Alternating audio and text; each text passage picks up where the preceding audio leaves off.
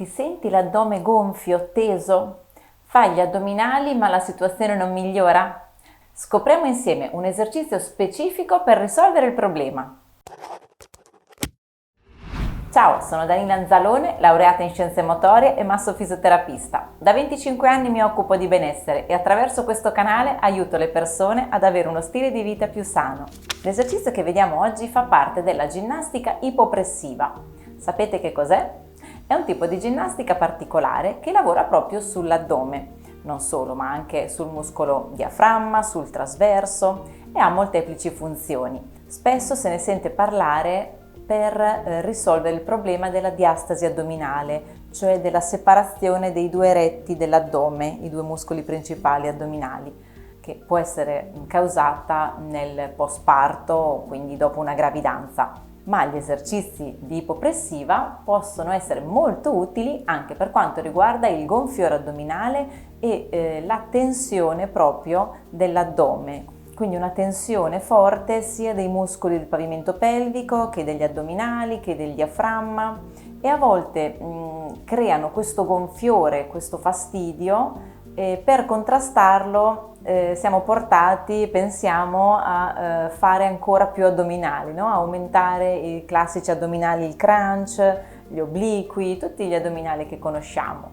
In realtà quel tipo di esercizi lì per gli addominali vanno a peggiorare la situazione del gonfiore, a portare ancora in più in avanti, in fuori, quello che è proprio il nostro addome. Se soffrite di diastasi addominale oppure una caratteristica più maschile, soffrite di ernie periombelicali o ernie inguinali, ovviamente potete fare esercizi ipopressivi, ma è importantissimo farvi seguire da un esperto, prima di tutto una valutazione dal medico e poi farvi seguire da un professionista della ginnastica ipopressiva. Personalmente posso consigliarvi una ragazza molto brava che è stata la mia insegnante e mi ha accompagnato in un percorso proprio dove ho imparato a lavorare con gli esercizi ipopressivi, che mi è servito tantissimo proprio per il gonfiore addominale, che era quello di cui soffrivo. E grazie a questi esercizi, abbinato poi a un'alimentazione sana, corretta, un sano stile di vita, ho risolto il problema. Questa ragazza si chiama Barbara Malavasi, vi lascio il suo profilo Instagram nel link in descrizione sotto al video. Gli esercizi della ginnastica ipopressiva quindi hanno molteplici funzioni. Innanzitutto migliorano la circolazione perché vanno a decongestionare proprio tutto quello che è la circolazione a livello dei visceri addominali. Quindi lavora tanto sul diaframma, sul muscolo trasverso, un muscolo che trattiene e porta indietro, quindi contiene tutti i visceri, quindi che diminuisce la pressione verso l'esterno e ci aiuta così a ritrovare la nostra pancia piatta. Piatta è un modo di dire, ovviamente, soprattutto noi donne, è normale, fisiologico avere una piccola, minima rotondità a livello del ventre, perché all'interno ovviamente ci sono gli organi, ci sono le ovaie, tutte quelle strutture anatomiche che hanno bisogno di spazio, quindi la pancia piatta non esiste. Quindi stiamo serene perché il nostro addome deve essere anche leggermente rotondo. Questo non vuol dire che non deve essere tonico. Quindi lavorare sul diaframma e sul trasverso ci crea una migliore tonicità, migliora la postura, di conseguenza previene o migliora il dolore alla schiena. Migliora la circolazione, abbiamo detto, non solo a livello viscerale, ma anche a livello degli arti inferiori, perché tutto passa da qui, no? Dal cuore fino ai piedi e poi deve risalire questa circolazione, e se trova spazio, se trova un buon drenaggio a livello viscerale, a livello inguinale, tutti i vari punti, la circolazione sarà favorita anche su tutti gli arti inferiori, quindi importantissimo anche per il gonfiore alle gambe. Inoltre migliora la respirazione, perché lavorando sul diaframma, che è il muscolo più importante del respiro, anche la respirazione, la capacità polmonare, la capacità di espandersi della gabbia toracica, tutto andrà a migliorare. L'esercizio che facciamo adesso insieme si svolge con la schiena appoggiata a terra, quindi in posizione supina e le gambe piegate. Vi consiglio prima di cominciare di fare un po' di esercizietti di stretching E mentre allentate la muscolatura del dorso, della schiena, piuttosto che delle gambe, uno stretching globale, fate attenzione al vostro respiro, quindi lavorate bene col diaframma, respirate, buttate fuori l'aria, nel frattempo vi allungate. Fatto questo riscaldamento per qualche minuto, poi possiamo svolgere l'esercizio ipopressivo. Trovate comunque tra i miei video esercizi sia di stretching che proprio dedicati al respiro. Vi lascio i link in descrizione. Prima di iniziare l'esercizio facciamo qualche respiro lavorando bene col diaframma e la gabbia toracica. Le mani appoggiate sulle coste, inspiro, espiro fuori dalla bocca. La gabbia toracica si allarga e ritorna 4-5 volte.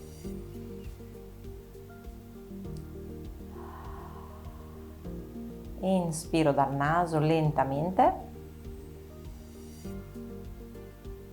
espiro dalla bocca lentamente. Perfetto. Ora iniziamo subito con l'esercizio ipopressivo. Sistemiamo bene la postura del corpo. Come prima cosa ci abbracciamo, portiamo le dita dietro le scapole e andiamo ad ondolare, sistemando bene la schiena appoggiata. Massaggiamo un po' e alterniamo, cambiamo l'incrocio. Di nuovo afferro le scapole con le dita ed ondolo. Massaggio un po' la colonna, il dorso. Ecco qua, ritorno. Sistemo la testa, quindi prendo proprio la testa con le mani, allungo un pochettino il collo e aggiusto la testa in modo che sia in linea, collo lungo e rilassato. Rilasso le spalle, poi portando il palmo delle mani sulle creste iliache, che sono questi due ossicini qua del bacino, e la punta delle dita sul pube, vado a sistemare anche il bacino. Quindi un po' di retroversione, di anteversione, gioco un po' col bacino su e giù, poi trovo la posizione neutra, cioè le mani devono essere in questa posizione, quindi non su, non giù, ma parallele al pavimento. Questo vuol dire che il bacino è ben posizionato. Ci sarà un po' di arco sotto la schiena, nella zona lombare, ma va tutto bene. Le gambe alla larghezza del bacino, le ginocchia vicine, parallele, e flessione dorsale dei piedi, quindi appoggio i talloni e fletto le punte verso l'alto. Spalle rilassate, abbiamo detto, partiamo con le braccia distese, le mani attive. Cosa vuol dire? Non sono abbandonate sul pavimento, ma attivo le dita e le mani. Ora dobbiamo fare 3 respiri. 2 sono respiri completi, come abbiamo fatto prima. Inspiro, espiro. Inspiro dal naso, espiro dalla bocca.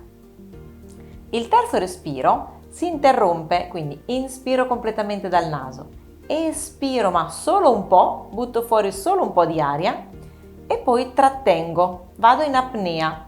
Durante l'apnea faccio finta di inspirare, quindi faccio una finta ispirazione e in quel momento creo il sottovuoto nell'addome, creo questa pressione intraaddominale dove immagino di tirare dentro l'ombelico, come se volessi avvicinare l'ombelico alla colonna vertebrale.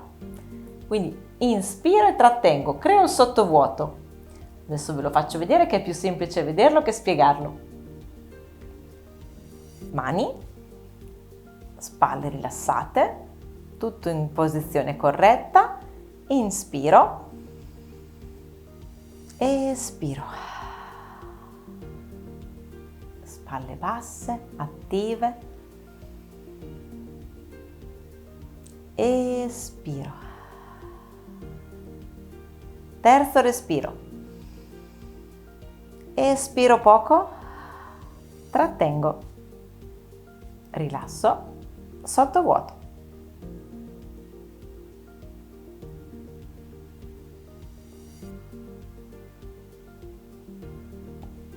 inspiro, rilasso. A questo punto continuo altri 3 respiri cambiando la posizione delle braccia. Le porto in questa posizione laterale, sempre mani attive. Di nuovo inspiro dal naso, espiro, inspiro,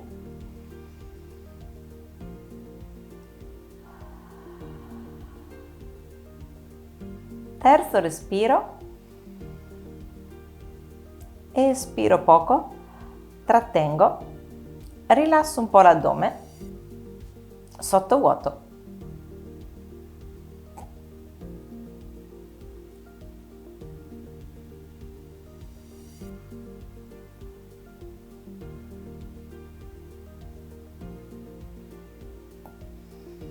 Inspiro,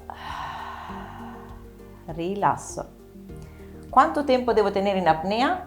Non importa, lo decidete voi, qualche secondo, più che potete.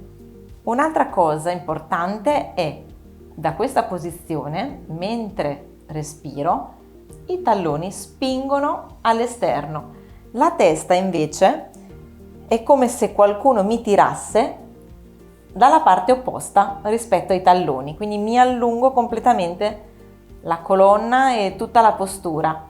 Testa dietro, talloni in avanti e le braccia, nella posizione in cui sono, abbassano le spalle. Quindi prima eravamo qui, poi qui, adesso l'ultima posizione è questa, le spalle sempre basse, i gomiti spingono in fuori, quindi ho varie spinte verso l'esterno, testa, piedi, direzione opposta, gomiti in fuori. Mani attive, spalle basse, controllo il bacino e inspiro, espiro,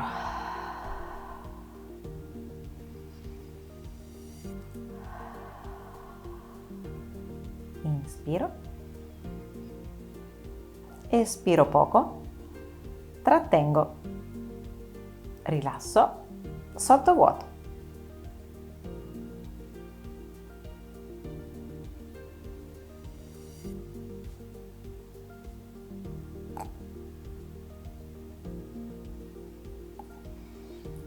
Inspiro, rilasso.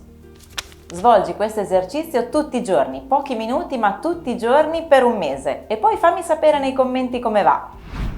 Se il video ti è piaciuto lascia un like e iscriviti al canale per restare aggiornata sui miei contenuti. Ciao!